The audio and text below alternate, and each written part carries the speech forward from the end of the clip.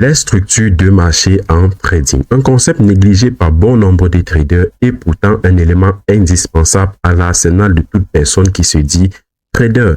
La compréhension des structures de marché va tout simplement vous permettre d'identifier vos zones d'intérêt et par conséquent de raffiner vos positions en trading. Vous éviterez par là de prendre tout le temps des positions, voire des positions à contre-sens, à contre-tendance. Le trading dans la zone est le meilleur trading qui existe et nous allons développer tout cela dans cette vidéo. Salut à tous, ici Boussempa et si tu nous découvres à travers cette vidéo, Boussempa est une communauté de traders et sur cette chaîne YouTube, on développe des concepts en finance, en trading et surtout on développe des concepts comme ce qu'on va voir aujourd'hui. Alors n'hésite surtout pas à t'abonner et surtout à cliquer sur la cloche de notification pour ne rien rater de nos prochaines vidéos. Et si on te laisse le temps de faire tout cela, générique.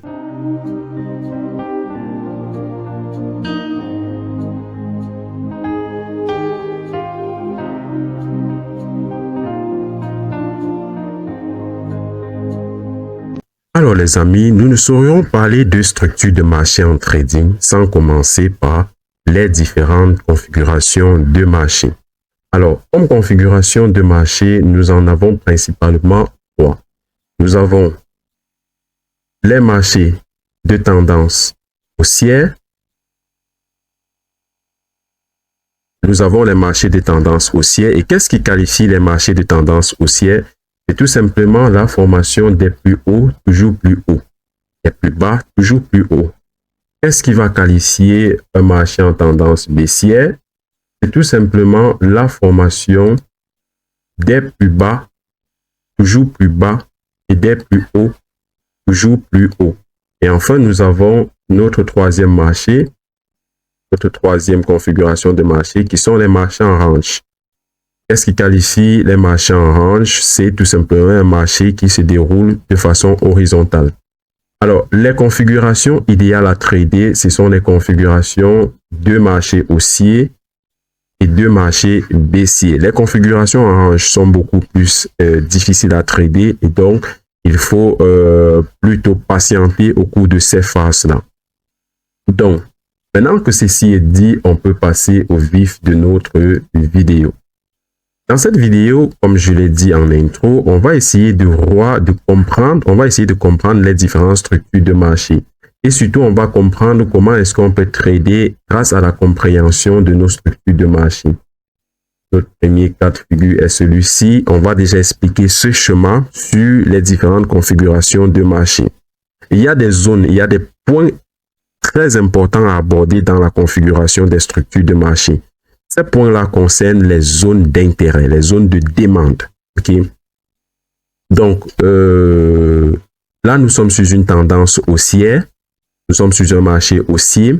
Un autre élément qu'il faut déjà retenir lorsqu'on parle de structure de marché, c'est quel est le time frame. Quel est le time frame sur lequel on observe cette structure de marché. En l'occurrence, disons-nous que là, nous sommes par exemple sur une tendance H4. Par exemple, nous sommes en 4 heures. Et nous voulons essayer de voir à quel moment est-ce qu'on peut anticiper et commencer à prendre des positions. Là, nous avons un marché haussier. Le propre d'un marché haussier, c'est la formation des plus hauts, toujours plus hauts, c'est-à-dire la cassure des précédents plus hauts. Là, on a eu ici une cassure. Nous pouvons avoir une trend line également. Et là, ce qui nous intéresse sur cette configuration, c'est les zones d'intérêt. À quel moment est-ce qu'on peut commencer à rechercher des zones d'intérêt pour prendre différentes positions en trading?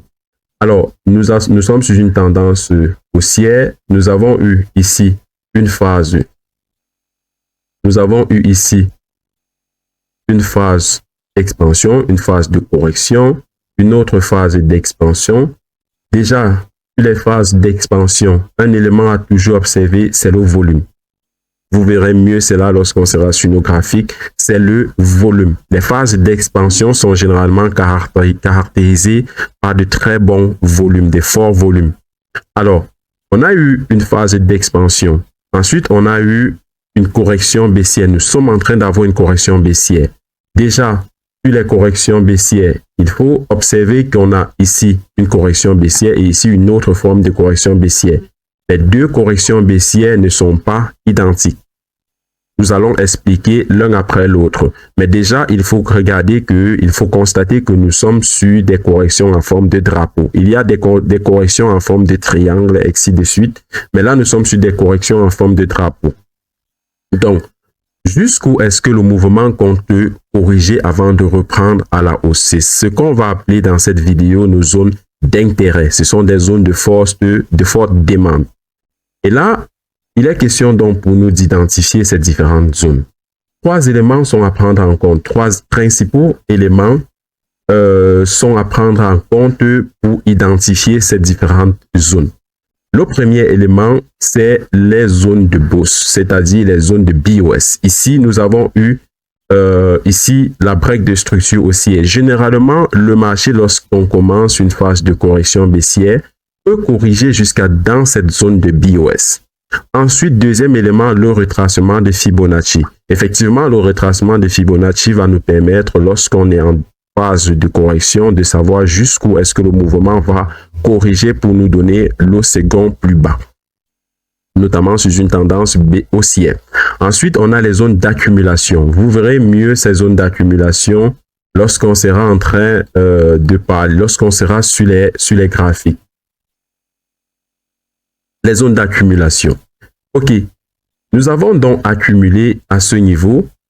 Si on utilise le retracement de Fibonacci, avec le retracement de Fibonacci, on va identifier la zone de 50 à 61% Fibonacci. Rassurez-vous, cette zone marche à la perfection. D'ailleurs, c'est la zone que je recherche le plus lorsque je travaille sur mes graphiques. Donc, on recherche la zone de 50 à 61 Fibonacci. On commence à attendre que le mouvement revienne dans cette zone. Et là, on peut targeter les plus hauts. Déjà, lorsque vous avez réuni ces 3 éléments, c'est-à-dire le BOS, le retracement Fibo et la zone d'accumulation, lorsque ces 3 zones-là sont très proches, voire fusionnelles, vous avez une plus grande probabilité que le marché revienne pile poil à ce niveau-là. Ensuite, il faut toujours être flexible et attendre d'avoir des réelles confirmations. Alors, comment est-ce qu'on va attendre? Comment est-ce qu'on aura effectivement ces réelles configurations? En raffinant sur des time frames beaucoup plus inférieures. En l'occurrence, ici, je vous ai dit que nous allons supposer que nous sommes par exemple en 4 heures ici. Alors, si nous sommes en 4 heures et que nous raffinons en 15 minutes ce graphique, nous verrons des mouvements, nous aurons des figures qui ressemblent à peu près à ça. Nous aurons déjà la formation de plusieurs plus hauts. Et là, qu'est-ce qu'il faut remarquer ici? C'est que ce plus haut-ci est déjà inférieur à ce plus haut-ci. Et là, le marché commence à chuter. Lorsque le marché chute jusqu'ici, on commence effectivement à de nouveau avoir des plus hauts, beaucoup plus hauts. Là, le marché a repris à la hausse. Pareil ici, on constate que le marché vient de changer de face.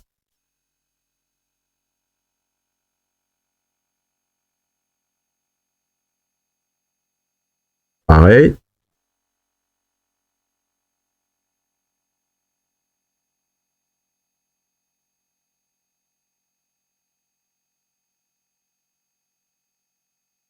On va mettre ça en noir. Question de visibilité. Voilà. Donc, qu'est-ce qu'on a ici?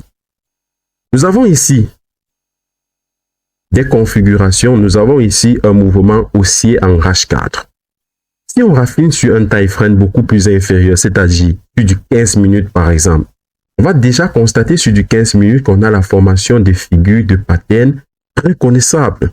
Et si vous avez regardé la vidéo sur pourquoi est-ce que vous devez arrêter d'utiliser les patterns de trading, j'expliquais justement quelles sont les configurations sur le marché que vous devez comprendre pour remplacer les patterns en trading, notamment la compréhension du price sur le marché, du mouvement des prix sur le marché.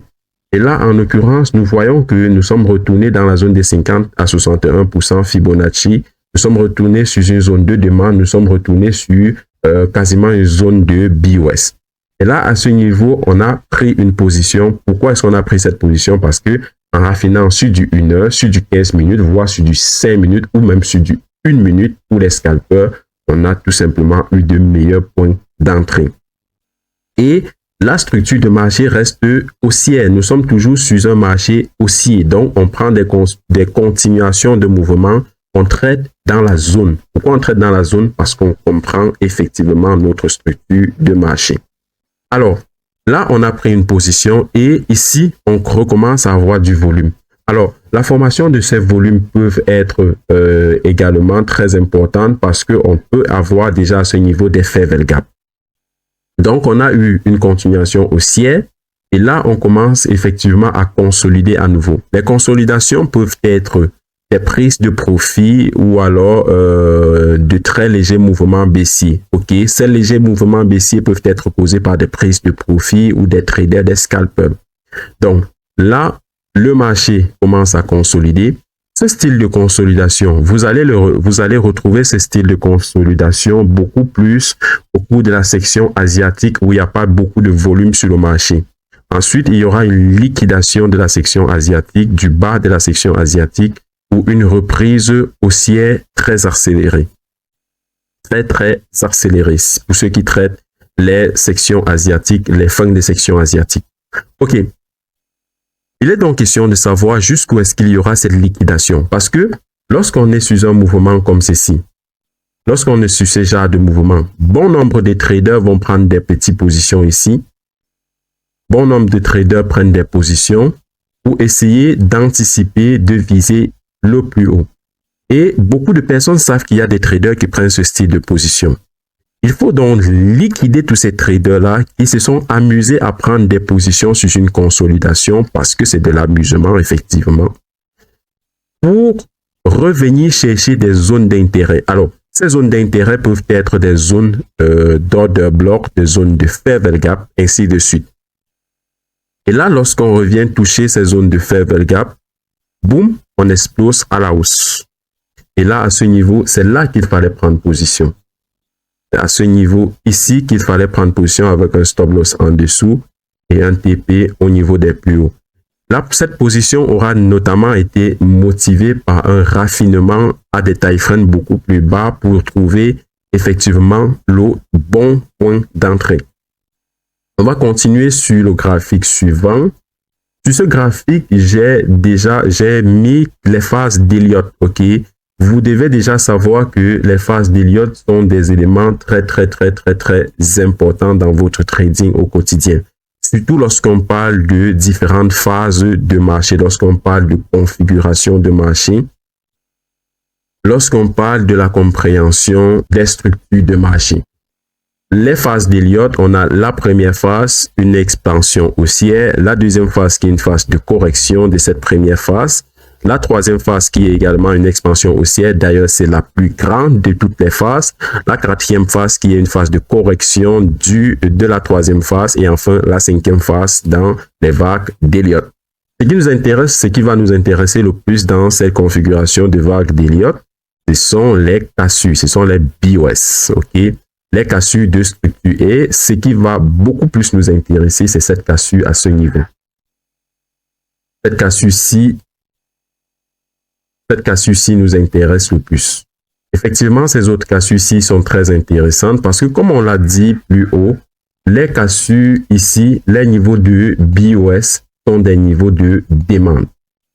Les niveaux de BOS sont des niveaux de demande. Donc, en gros, pour celui qui a utilisé le retracement de Fibonacci, et donc qui a fibé ce mouvement, il aurait trouvé la zone des 50 à 61% Fibonacci, il aurait trouvé sa zone de BOS et il aurait probablement trouvé des zones d'accumulation ici, des zones de demande. Parce que oui, les zones d'accumulation sont également des zones très intéressantes. Donc ici, il y avait à manger, il y avait à boire, comme on dirait. Et là, on pouvait prendre une position en raffinant toujours sur des time frames beaucoup plus bas pour trouver de meilleurs points d'entrée. Là, on aurait pris une position, soit on aurait visé là ou là. Donc, voilà en gros ce qu'on aurait fait si on avait pris la continuation des vagues d'Elliott. Alors, ce qui va nous intéresser également ici, c'est ça. Comme je vous le disais, ce qui va le plus nous intéresser, c'est cette cassure. Ce qui va le plus nous intéresser, c'est cette cassure ici. Et celle-ci. Pourquoi? Parce que ce sont des cassures de reversal. OK? Là, nous avons un plus haut, plus bas, plus haut, plus bas. Et là, nous avons un plus haut beaucoup plus bas que le précédent plus haut. Nous avons un low high. Et nous avons un plus haut beaucoup plus bas que le précédent plus haut. Et là, ça commence à nous intéresser. Ça commence vraiment à nous intéresser. Parce que les zones qui vont se former au cours de ce mouvement baissier, cette expansion baissière, va tout simplement nous donner des points d'entrée. On pourra notamment avoir du volume ici. On aura du volume ici. Ces volumes vont donc causer des favorable gap. On aura un order block, des favorable gap et surtout on pourra avoir quelques petits points d'accumulation. Ce qui va donc nous permettre de raffiner notre trading et de pouvoir anticiper le retour dans cette zone. Et lorsque le mouvement va recommencer, une correction haussière comme ça va recommencer, on va commencer à attendre que le mouvement revienne ici. Pourquoi? On serait déjà sûr d'avoir changé de tendance et on sera maintenant baissier sur le mouvement. À ce moment-là, on pourra effectivement prendre position dans cette zone et targeter les plus bas. Cette autre configuration ici ressemble très portrait à cette configuration-ci, quoique ici nous sommes plutôt sur une tendance baissière et dont la configuration est légèrement haussière. On recherche toujours les zones d'intérêt. Ici, on recherche toujours des zones d'intérêt. Là, le marché remonte. Il y a break ici de la structure lorsqu'il y aura expansion. Ce qui nous intéresse ici le plus sur ce mouvement, ce sont les zones de forte demande. Ce sont les zones d'intérêt à ce niveau. C'est à ce niveau qu'il fallait prendre position. Nous allons mieux comprendre ces principes-là en regardant sur les graphiques. Lorsqu'on va revenir sur nos différents graphiques, vous allez pouvoir mieux comprendre tout cela. Alors, un dernier graphique sur notre partie. Alors, ce dernier graphique est un graphique où je vais vraiment vous montrer l'intérêt de raffiner vos positions sur des time frames beaucoup plus inférieures pour avoir une meilleure vision du marché. Alors, ici, supposons que sur ce marché, sur ce graphique, nous sommes par exemple en 4 heures ou en daily. Là, qu'est-ce qu'on a? On a un marché haussier. Nous sommes sur une tendance haussière. Si nous raffinons par exemple, supposons que nous sommes sur du daily, si nous raffinons par exemple en 4 heures, on aura un mouvement comme ceci.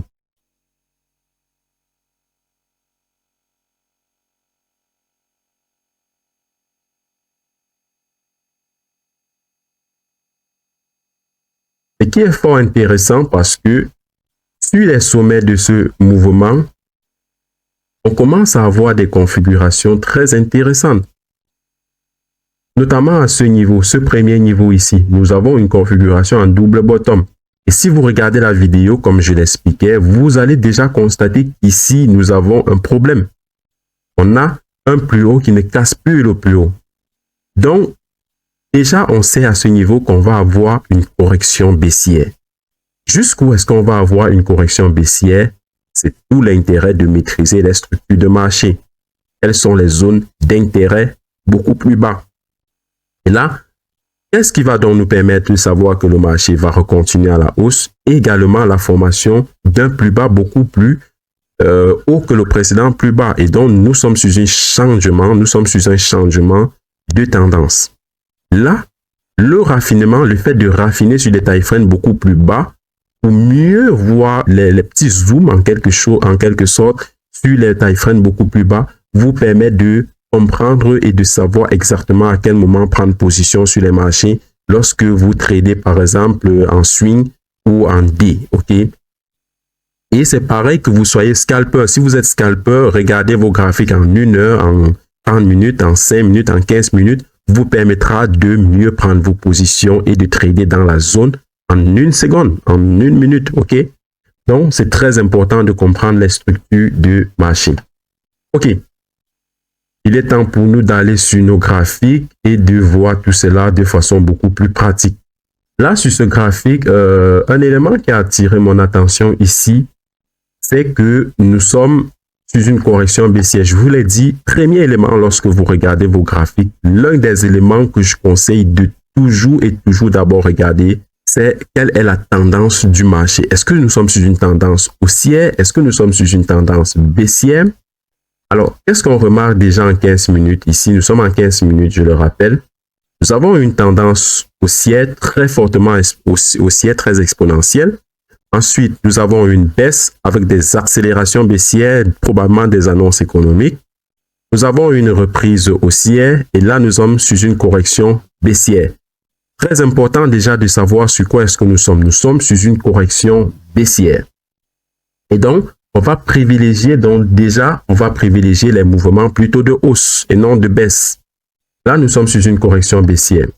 À ce niveau, nous avons eu ici la formation sur les plus bas du marché, je le rappelle. Nous avons eu la formation ici d'un imbalance. Nous avons eu la formation d'un imbalance. On attend donc que le marché revienne corriger cette imbalance, pouvoir continuer à la baisse parce que ici, on avait une zone d'intérêt. Ici, on avait une zone d'intérêt. Le marché est revenu dessus en laissant ici un creux imbalance. Le marché est revenu combler notre imbalance. Comme vous pouvez le constater, le marché est revenu combler notre imbalance. Et nous avons une continuation haussière. Si on regarde bien à ce niveau, si on essaye de fibrer ce mouvement, de là à là, fibrons-le. Qu'est-ce qu'on constate en traçant la zone de 50 à 61% Fibonacci? C'est que ça correspond très bien à la zone jusqu'où est revenue notre tendance baissière, notre correction baissière. Et là, on aurait pu commencer à prendre position en revoyant ça. Nous sommes sur une correction baissière. OK? Où est-ce que nous sommes dans la correction baissière? Où est-ce qu'on en est dans cette correction baissière qui dure depuis plusieurs semaines? Regardons ça en essayant d'utiliser l'outil Fibonacci. Une fois de plus, on fibre dans notre mouvement depuis les plus bas ici. Question de savoir jusqu'où est-ce que cette correction compte aller. Et on dessine notre zone de 50 à 61% Fibonacci. Très bien. Nous avons donc ici notre zone de 50 à 61% Fibonacci de cette expansion haussière. Nous savons que le marché peut revenir dans cette zone. Et lorsque le marché est arrivé dans cette zone, on a commencé à avoir des configurations intéressantes, notamment la formation ici de cette imbalance et ici d'une reprise d'une correction baissière. À ce moment-là, nous sommes en 15 minutes, on peut déjà raffiner sur du 5 minutes et tout pour essayer de trouver des imbalances vraiment beaucoup plus précis. Et là, ce qui nous intéresse le plus, c'est ici. Ici, nous avons eu ici une reprise haussière. Si vous avez regardé notre petite playlist sur la formation bougie japonaise, vous devez déjà reconnaître cette configuration en bougie japonaise. Il s'agit effectivement d'une pénétrante. Là, nous avons une pénétrante à ce niveau. Et qu'est-ce que notre pénétrante nous dit? Notre pénétrante nous dit que lorsqu'on a la formation d'une pénétrante, on peut déjà être sur une reprise haussière. Nous savons cela. Et donc, nous avons une succession de bougies haussières. Et là, à ce niveau, on peut déjà se dire, OK, nous sommes sur une zone de demande. Nous sommes retournés sur la zone de 50 à 61% Fibonacci. Nous avons comblé notre imbalance. Nous avons formé un plus bas, beaucoup plus haut que le précédent plus bas. Mais qu'est-ce qu'on attend pour prendre position? Et là, oui, c'est le bon moment pour commencer à prendre position sur ce marché. Avec un stop loss, soit là, et targeter les plus hauts. Ici. Tout en sachant qu'on a encore des zones de demande. Ce n'est pas parce que le marché va changer de tendance, ainsi de suite, qu'il faut oublier que sur un marché, on a des zones de demande. Là, par exemple, nous avons ici une forte zone de demande. D'ailleurs, vous constatez que le marché a traîné dessus avant de continuer à la hausse. Ici également, nous avons des zones de demande. Le marché revient dessus. Ce qui va nous intéresser ici, c'est cette zone de demande. Ce qui va nous intéresser sur cette graphique ce qui va nous intéresser sur ce graphique, c'est là. Se trouve ici. Je ne sais pas si vous l'avez constaté comme moi, mais il y a quelque chose d'intéressant qui se passe à ce niveau. Très intéressant. Ici, nous avons la formation d'une zone de demande. Ici également, nous avons une autre zone de demande.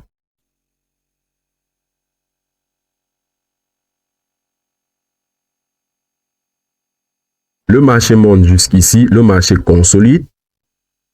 Nous avons ici la cassure d'un plus haut.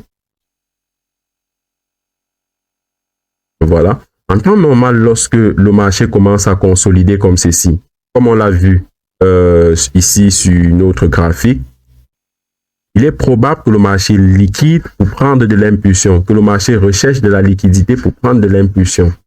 Alors, qu'est-ce qui s'est donc passé ici?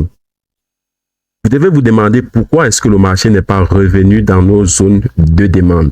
Pourquoi le marché n'est pas revenu jusqu'ici? Premier élément que je tiens à mettre en avant ici, quelle heure est-il? Il est 14h30. Donc, probablement des annonces économiques qui ont été très directionnelles et qui ont poussé le marché vers le haut.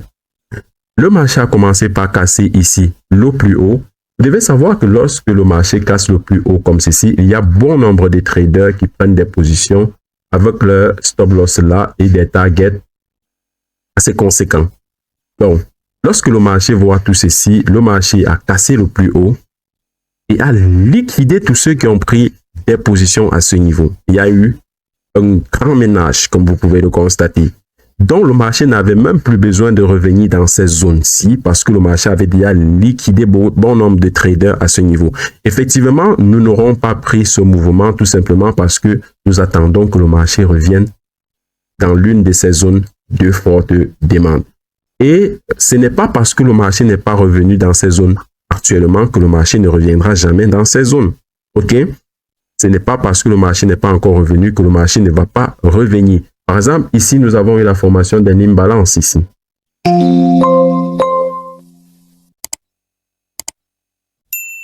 Nous avons la formation d'un imbalance ici. Le marché n'est pas encore revenu dans cette zone d'imbalance, mais ça ne veut pas dire que le marché ne va pas revenir. Donc, ça peut prendre parfois du temps, ok, quoique c'est souvent des mouvements très rapides et donc on a largement le temps de trader, mais parfois ça peut prendre du temps. Et également, ce que vous devez comprendre par là, c'est que ce ne sont pas des concepts universels qui marchent à 100%, mais non, ce sont des éléments à implémenter à votre stratégie. Et donc, par là, vous aurez beaucoup plus d'arguments pour prendre des positions de trading. Et il faut savoir que ce n'est pas parce que vous avez identifié une zone de demande que forcément le marché va revenir dans votre zone de demande. Non, une fois de plus, je le précise, le marché fait ce qu'il veut. OK? On ne fait que suivre ce que le marché fait, généralement. Vous dites, OK, il peut le refaire. S'il l'a refait, s'il l'a déjà fait 100 fois, pourquoi il ne le ferait pas 101 fois, 102 fois, ainsi de suite. Donc, là, nous sommes sur un mouvement haussier. OK, on va regarder sur d'autres graphiques. Ici, nous sommes sur l'euro GPY. On va aller, par exemple, sur le GBP USD. Sur le GBP USD. Et là, sur le GBP USD, j'ai quelques positions ici qui m'intéressent vraiment. J'ai pris la peine, j'ai noté déjà en avance, là j'ai noté zone de demande, zone de demande. Pourquoi j'ai noté ces différentes parties zone de demande, vous allez comprendre pourquoi, scochez-vous bien.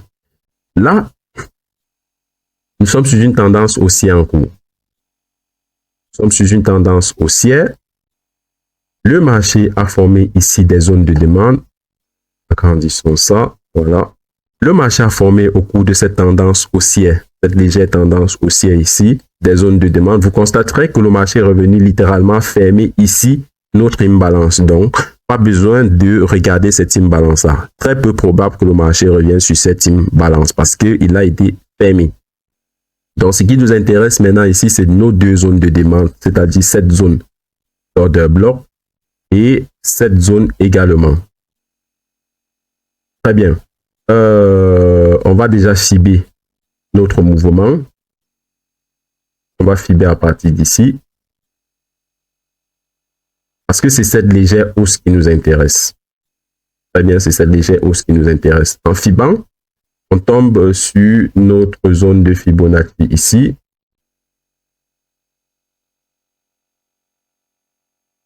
Voilà.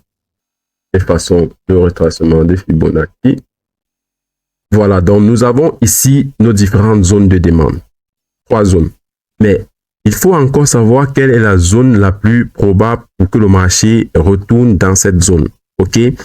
Nous avons dit précédemment que si nos 3 zones de demande, c'est-à-dire les zones d'order block, les zones de Fair Value, les zones de BOS, ainsi de suite, il y en a tellement, sont fusionnels, s'ils sont très proches, il est probable que le marché revienne tout simplement dessus. Mais là, on a des zones assez séparées.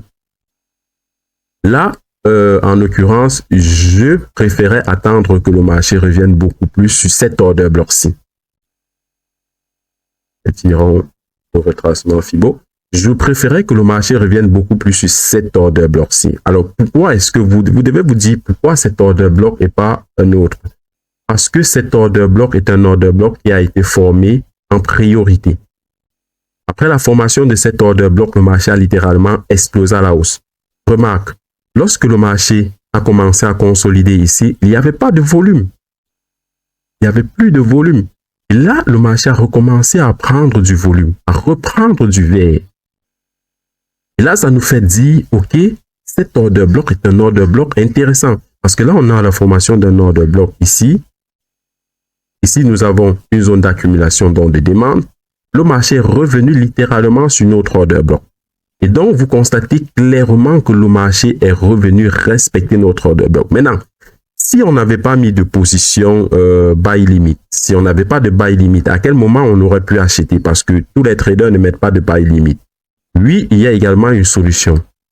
Ici, si vous avez regardé notre vidéo concernant l'initiation aux bougies japonaises, la partie concernant les avalements, ici, on a eu un avalement haussier. Avalement haussier.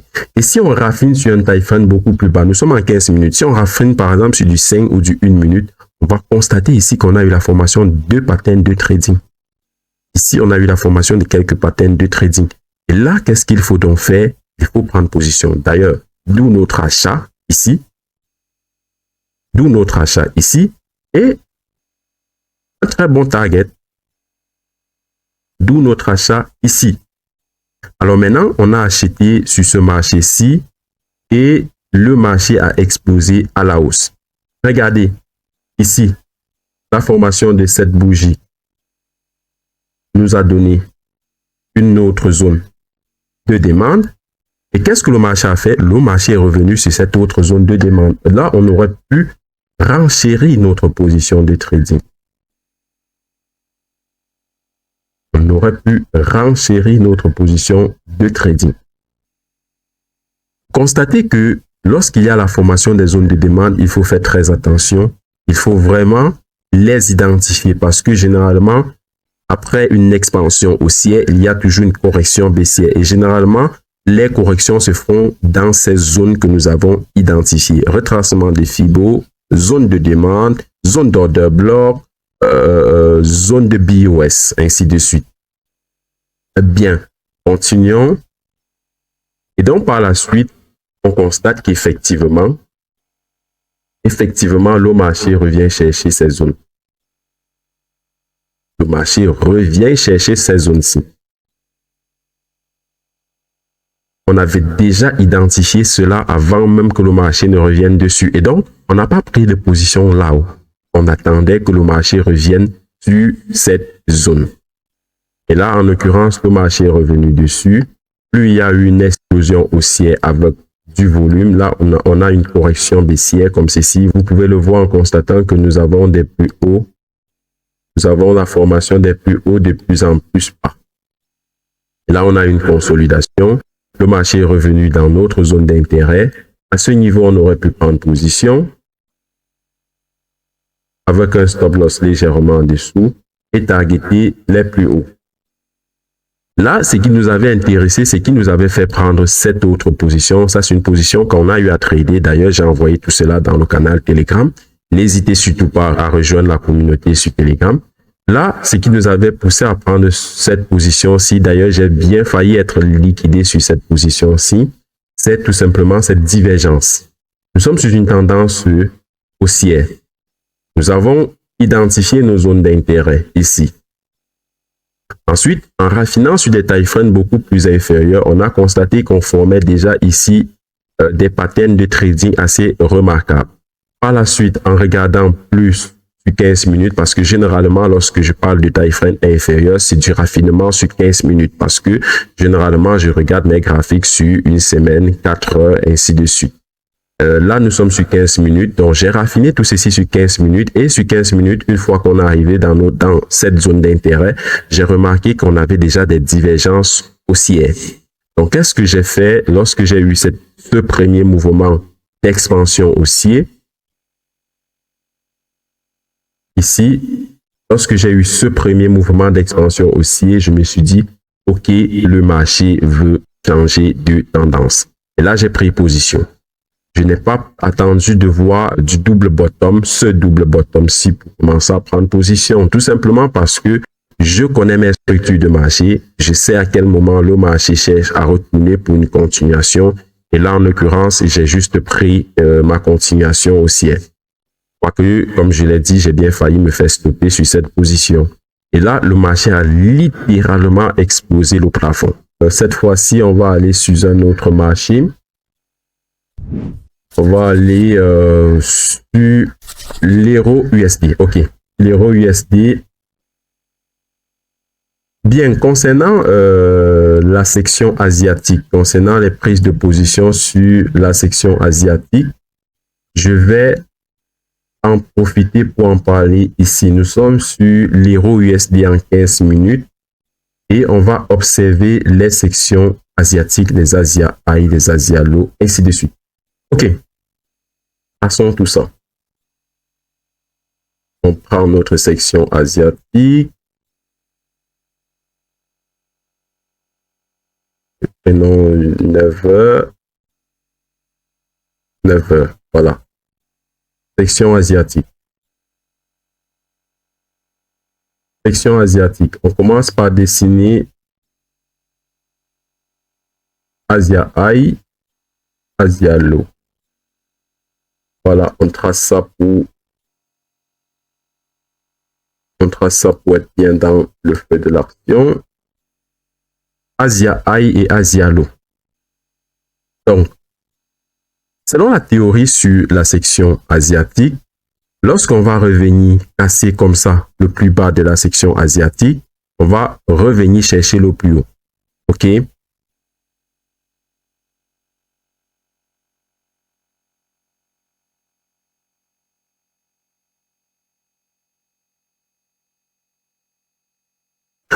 Et donc, qu'est-ce qu'on constate tout simplement? L'élément qui nous intéresse le plus, c'est jusqu'où est-ce que se fait la cassure? Jusqu'où est-ce que se fait la cassure de notre section asiatique? Et là, on constate très bien que la cassure se fait jusque dans une zone de demande. Jusque dans une zone de demande. Parce que lorsque vous savez trader la section asiatique, lorsque vous savez déjà que le marché va casser le plus haut et revenir chercher le plus bas, ainsi de suite, il est encore question pour vous de savoir à quel moment est-ce que le marché aura dit « Ok, j'ai fini de casser le plus haut ou bien le plus bas de la section asiatique. » Et là, connaître vos différentes zones de demande vous permettra tout simplement de savoir jusqu'où est-ce que la cassure du plus haut ou bien du plus bas de la section, de la section asiatique pourra avoir lieu. Et à ce moment, on peut effectivement prendre une position.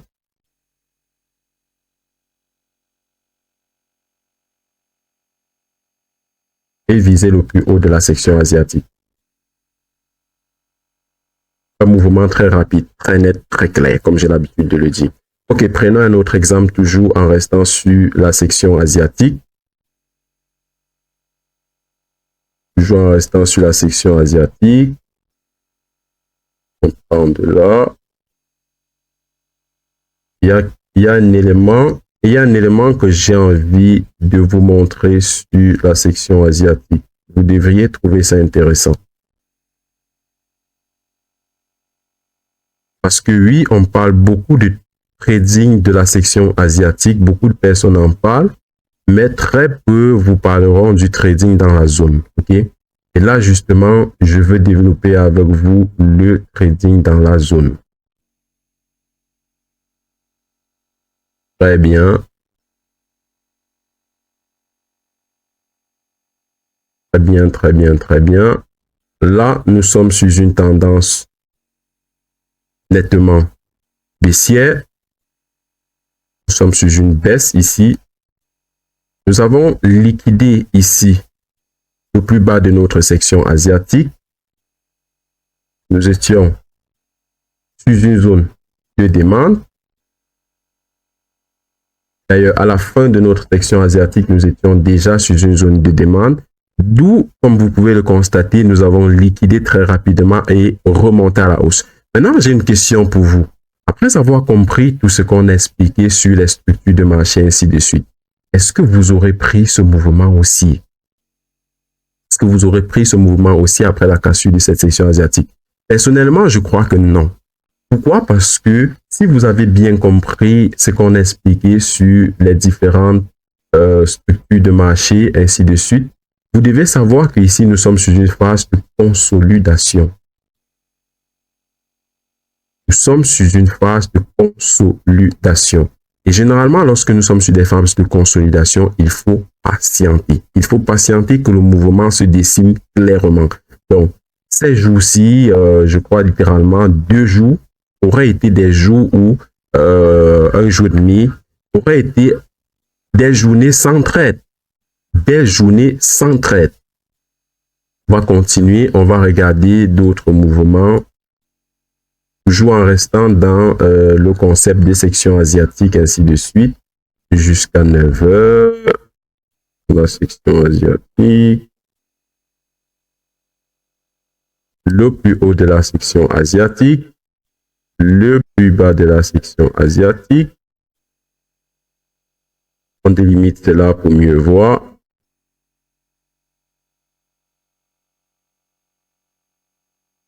Là, le marché vient liquider le plus haut de la section asiatique et revient prendre le plus bas de la section asiatique. Là, elle est petite tout comme ça, mais c'est très grand, hein, ces mouvements. Donc, le marché revient liquider le plus haut de la section asiatique et vient chercher le plus bas.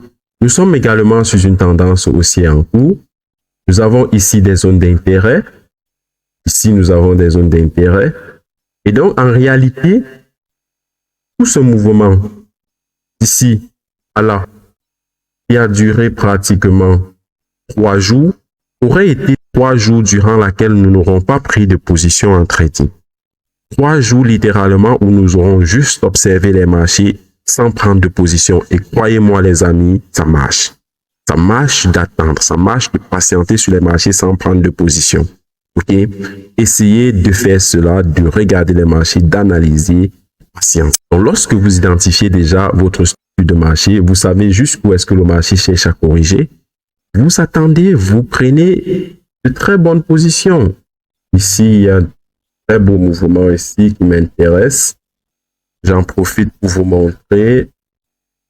Là, nous avons ici zone d'order bloc, zone de demande, retracement des Fibonacci, 50 à 61% Fibonacci. Très bien. Et comme je vous le disais tantôt, lorsqu'on a une zone fusionnelle comme ça, le retracement de Fibo, l'order block, la zone d'accumulation et tout, lorsqu'on a une zone fusionnelle comme ça, le marché revient souvent très bien dans ces zones-là. Et là, on aurait pu prendre une bonne position. On aurait pu prendre une très très bonne position ici. Avec un stop loss légèrement plus bas et targeter les plus hauts. Et targeter les plus hauts. Bien sûr, on aurait eu première prise de profit ici, prise de profit ici, prise de profit ici et enfin à ce niveau. Grâce à l'identification des zones d'order bloc et également à l'identification de la structure de marché. Parce qu'on n'aurait pas tradé ce mouvement si on ne connaissait pas qu'on est sur une tendance haussière à la base. Sur une tendance haussière. Bien, on va continuer, mais cette fois-ci, on va aller sur un time frame beaucoup plus grand. On va aller sur du 1 heure. Bien, nous voici sur du 1 heure et avant de dire quoi que ce soit, Je vais déjà préciser un élément. Il y a beaucoup de personnes qui ne savent pas identifier les structures de marché. Ils ne savent pas identifier les plus hauts du marché et les plus bas du marché. Alors, ça semble banal lorsqu'on le dit comme ça, mais c'est vrai. Il y a des personnes qui ne savent pas identifier les plus hauts et les plus bas du marché. Déjà, je vais identifier ici les plus hauts et les plus bas de ce marché en 1 heure et vous allez constater que vous serez surpris pour certains d'entre vous. Alors, là, nous sommes ici, nous avons ici un plus haut du marché. OK, nous sommes ici sur un plus haut. Ici, nous avons un plus bas du marché. Là, nous avons un plus haut. Ici, nous avons un autre plus bas. Ici, nous avons un plus haut. Ici, nous avons un plus haut, un plus bas, autant pour moi. Et là, nous avons un autre plus haut. Je sais, question à se poser, pourquoi est-ce que j'ai ignoré ces mouvements? Parce que beaucoup de personnes m'auront dit, on a un plus haut, on a un plus bas, un plus haut, un plus bas, un plus haut, un plus bas, un plus... Non. Il faut savoir identifier les réels, les vrais plus hauts et les vrais plus bas. Ça va vous aider notamment à pouvoir mieux utiliser l'outil Fibonacci, par exemple. Si vous savez parfaitement identifier vos plus hauts et vos plus bas, vous pourrez alors mieux utiliser l'outil Fibonacci et surtout sur du long terme. Là, nous sommes dans la zone des 50 à 61% Fibonacci et le marché revient pile poil. Parce que savoir identifier les plus hauts et les plus bas du marché et laisser tomber les mouvements intermédiaires à ce plus haut et à ce plus bas vous permet de raffiner votre trading. Lorsque par exemple on dessine un mouvement comme ceci, lorsque par exemple vous avez vu en début de vidéo, lorsqu'on a dessiné un mouvement comme ceci,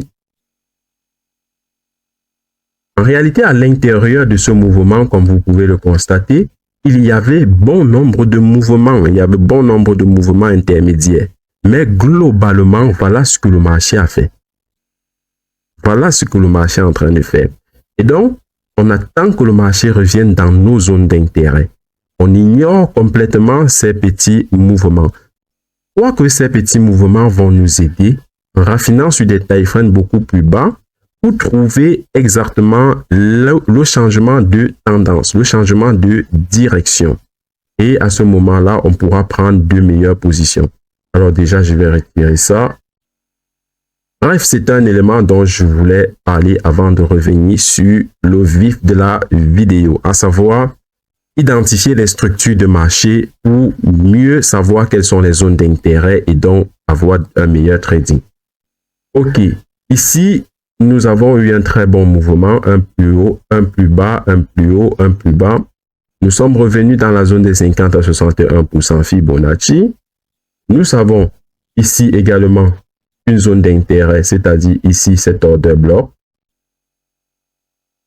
Il y a une autre zone d'intérêt, mais également nous avons cette accumulation ici. Il y a également notre zone d'intérêt. Donc, le marché décide de corriger à la baisse, formation d'une configuration que nous avons vue au moment où nous parlions du mouvement théorique. Ici, le marché revient et là, une explosion, une expansion haussière. Comment est-ce qu'on aurait pu anticiper prendre position ici? Tout simplement en raffinant sur du 15 minutes, par exemple, sur du 30 minutes, sur du 5 minutes. On aurait pris ce mouvement. Là, nous avons eu probablement une annonce économique, 14 heures, une annonce économique qui nous a propulsé vers de nouveaux sommets. Mais nous aurions déjà pris position sur dans notre zone d'intérêt ici. Nous aurons déjà pris position avec un stop loss là qui est le plus bas de la zone des 50 à 61% Fibonacci de tout le mouvement haussier et un take profit à différents niveaux. Ici, un take profit ici, un take profit ici, un autre là et un dernier beaucoup plus haut. Un dernier tout là-haut. Globalement, on aurait eu un très bon mouvement avec un RR de 4,89.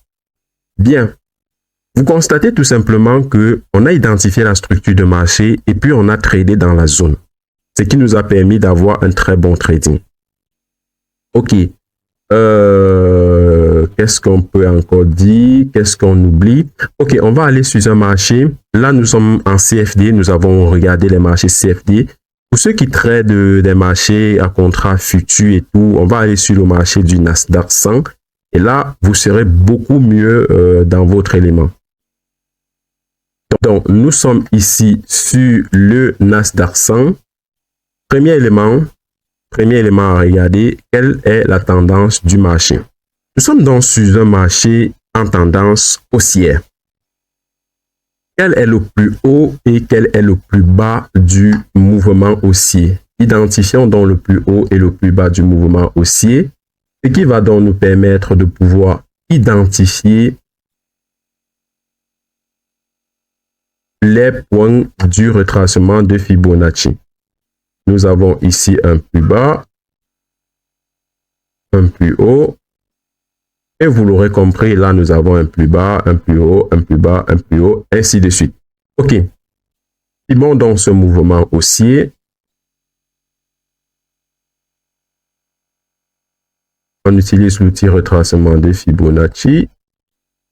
On fixe ce mouvement haussier. Et comme d'habitude, on va identifier la zone des 50 à 61% Fibonacci. Le marché qui revient pile point dans la zone des 61% Fibonacci. On va retirer ça. OK. Est-ce que cette zone correspond également à quelque chose de reconnaissable, c'est-à-dire à une zone de demande également? Bah oui, parce que ici, nous avons eu une très belle accumulation ici. Une accumulation qui a laissé des blocs d'ordre. Et donc, le marché est revenu dessus. Premier élément qui nous intéresse, donc le marché est revenu dessus. On sait d'office que le marché est dans une zone de reversal. Dans une zone de reversal. Si vous avez regardé la vidéo sur justement les patterns de trading que j'ai faites sur la chaîne, pourquoi est-ce qu'il ne fallait pas identifier, retenir les patterns de trading, vous constaterez très aisément que là, on a commencé à avoir un mouvement de retournement ici, avec la formation de ce qu'on pourrait identifier comme étant un double bottom, avec un pullback et un mouvement aussi.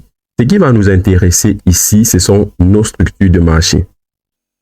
Nos différentes structures de marché. Comment est-ce qu'on pouvait trader ce mouvement en utilisant les structures de marché? Déjà, premier élément qu'il faut retenir ici, c'est l'outil Fibonacci. Si on fixe ce petit mouvement haussier, on va identifier la zone des 50 à 61% Fibonacci. Voilà. On va ensuite identifier notre zone de demande. Zone de demande qui correspond à un order block. Une autre zone de demande ici, légèrement intermédiaire entre les deux, là. Qu'est-ce qu'on voit? Qu'est-ce qu'on voit là? On voit que, premièrement, le marché est revenu ici, toucher la zone des 50-61% Fibonacci. Plus il y a eu une hausse. Au cours de cette hausse, il y a eu la formation ici de ce favor gap et de cet order block.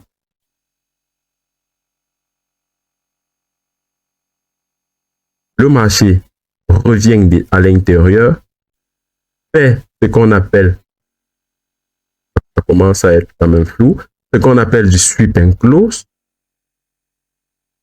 c'est-à-dire ça casse le plus bas, comme ça, et puis revient clôturer au-dessus. Très bon mouvement et on a une configuration ici reconnaissable sur la vidéo sur les bougies japonaises, à savoir un Narami. Et cet Narami se forme également en forme de doji. Donc, on aurait pu tout simplement, tout doucement, anticiper ici une reprise haussière et targeter ce plus haut et celui-ci, voire plus. Si vous n'avez pas encore compris, je vais réexpliquer. Nous avons une structure de marché haussière. Nous avons des zones de demande. Nous avons également des zones de demande qui coïncident avec le retracement de Fibonacci. Pour quelqu'un qui ne veut pas retenir tout ça, si vous avez eu votre retracement de Fibonacci ici à ce niveau, bah vous l'utilisez et puis c'est tout. Et petit bonus, je vais mettre un petit bonus. Si j'utilise l'outil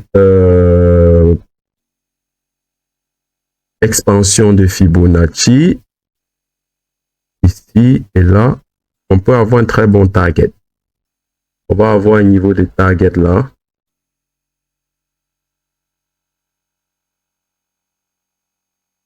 Ça nous donne, en fait, cet outil vous permet d'avoir de très bons niveaux de target. OK?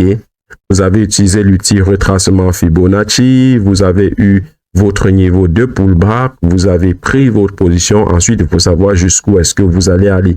Et vous constatez que ce target correspond à peu près au plus haut, au précédent plus haut que nous avons ici.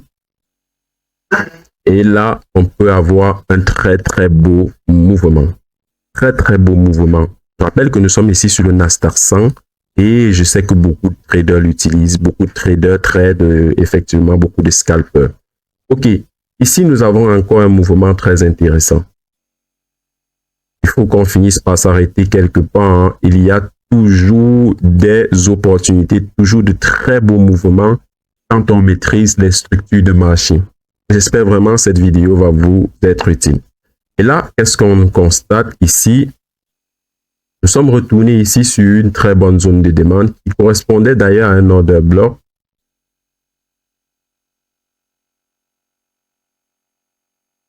Très bonne zone de demande ici. Légère accumulation. Et qu'est-ce que le marché fait après être retourné sur cet élément d'order block? Le marché continue très violemment à la hausse. Et donc, qu'est-ce que vous auriez pu faire si vous avez maîtrisé vos zones de demande grâce à la compréhension des structures de marché? Vous aurez pris un ordre ici avec un target là ou beaucoup plus haut. Ou beaucoup plus haut.